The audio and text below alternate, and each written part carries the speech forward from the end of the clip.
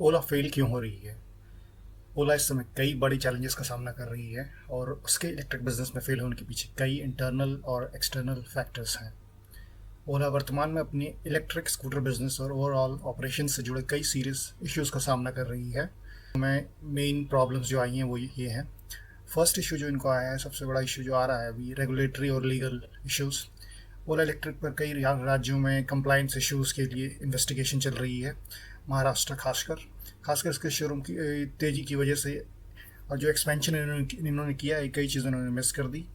इन showrooms में से 95% से अधिक के पास मोटर व्हीकल एक्ट के तहत जरूरी ट्रेड सर्टिफिकेट नहीं था, जिसके कारण अथॉरिटीज़ ने कई जगह पर छापे मारे, ईवी और इनकी गाड़ियों को सीज किया और नोटिस जारी किए, खासकर जहां बिना रजिस्ट्रेशन वाले स्कूटर बिक रहे थे। सेकेंड इशू जो है वो है इनका क्वालिटी और सेफ्टी कंप्लेंट्स। ओला स्कूटरों को लेकर काफ़ी कस्टमर कंप्लेंट सामने आई, पहले पास्ट में भी आई हैं, अभी भी आ रही हैं। पहले जितनी आती थी थोड़ी कम हो गई हैं, लेकिन फिर भी आए काफ़ी आ रही। स्कूटर में आग लगना, खराबी आना या मैकेनिकल फेलियर जैसे कि आगे का सस्पेंशन टूटना शामिल है। 22 में ओला इलेक्ट्रिक ने फायर इंसिडेंट्स की घटनाओं के लिए जांच के लिए 1400 से अधिक स्कूटर वापस मंगवाए थे, लेकिन जांच के रिजल्ट कभी पब्लिश नहीं किए गए। इन घटनाओं से कंज्यूमर्स का ट्रस्ट, भरोसा ओला पे घटा है और कमज़ोर हुआ है। थर्ड इशू है कस्टमर सर्विस का इशू है। ये बहुत बड़ा चैलेंज है। सबसे बड़ा चैलेंज जो है कस्टमर सर्विस इशू का है ओला के सामने।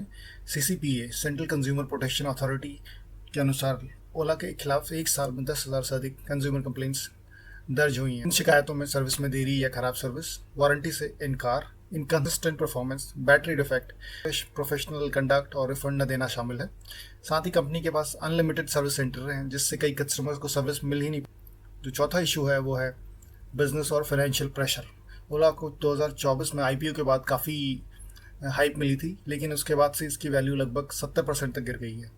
बिक्री में गिरावट की वजह से पुराने और बड़े टू व्हीलर ब्रांड्स जैसे टीवीएस और बजाज से टफ कंपटीशन भी मिल रहा है।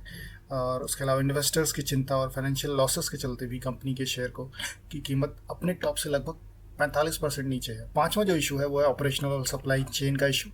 सप्लाईज की पेमेंट ओला ने काफ़ी देर में दी है, कई जगह देखा गया है, जिसके कारण इन सप्लायर्स ने इनसे रिलेशन तोड़ दिए हैं। कंपनी में बड़े स्तर पर अट्रेशन हो चुका है और एग्जीक्यूटिव लेवल पर काफ़ी लोग चले गए हैं।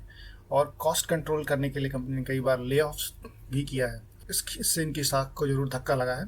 Direct to customer sales model के चलते सेल्स के बाद सर्विस और रिपेयर में भी दिक्कतें आई। जो सिक्स इशू है वो है गवर्नमेंट एक्शन और जनता का जो एंगर है वो। रेगुलेटरी अथॉरिटीज़ हैं ने ओला के खिलाफ अनफेयर ट्रेड प्रैक्टिसेस और मिसलीडिंग एडवर्टाइजमेंट और वारंटी के उल्लंघन को लेकर नोटिस जारी किए हैं। सोशल मीडिया पर कंप्लेंट्स की बाढ़ है और कुछ जगहों पर ओला के शोरूम में तोड़फोड़ और आग लगाने जैसी घटनाएं भी आई हैं। ओला का कहना है कि वो अपनी सर्विस नेटवर्क बढ़ा रही है और अधिकारियों से सहयोग कर रही है, लेकिन इन कदमों की इफेक्टिवनेस अभी पक्की नहीं है, क्योंकि जांच और शिकायतें दोनों जारी हैं। उम्मीद है ओला जल्द से जल्द इन पर रोक लगाएगा और अपनी कस्टमर सर्विस सुधारेगा, जिससे ये एक टफ कॉम्पिटिटर और तगड़ा प्लेयर बनेगा इंडियन इकोसिस्टम में। धन्यवाद।